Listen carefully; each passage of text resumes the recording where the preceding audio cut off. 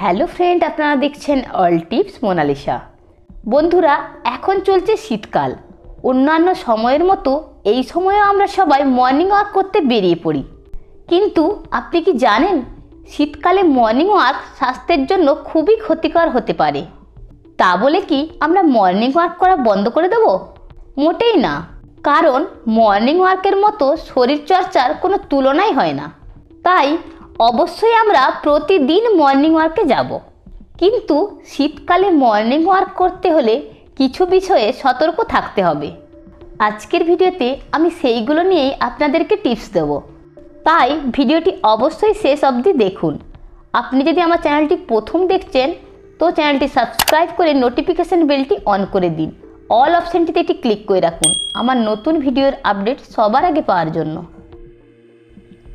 দেখুন বন্ধুরা, শীতকালে বৃষ্টি হয়, বাতাসে জলীয় বাষ্প কম থাকে, আর ভোরের দিকে বাতাসে অক্সিজেনের পরিমাণও কম থাকে। সেই জন্য বাতাসে ধূলিকণার পরিমাণ খুবই বেড়ে যায়, বিশেষ করে শহর ও শিল্পাঞ্চলগুলিতে। তাই শীতকালের বাতাসে ধূলিকণা, যানবাহন আর গাড়ি ঘোড়ার ধোঁয়া মিলেমিশে বাতাসকে খুবই বিষাক্ত করে তোলে।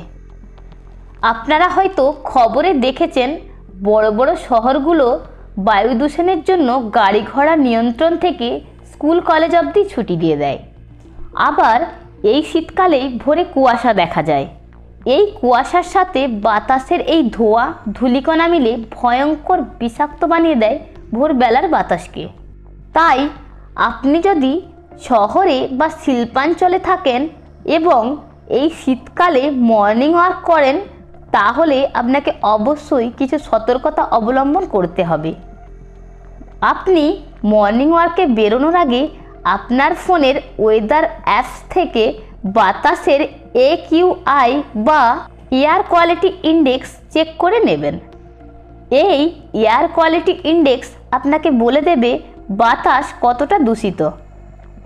এই AQI এর ভ্যালু যদি 100 বা তার নিচে থাকে, তাহলে বুঝবেন বাতাস খুব ভালো রয়েছে এবং মর্নিং ওয়াক করার জন্য উপযুক্ত।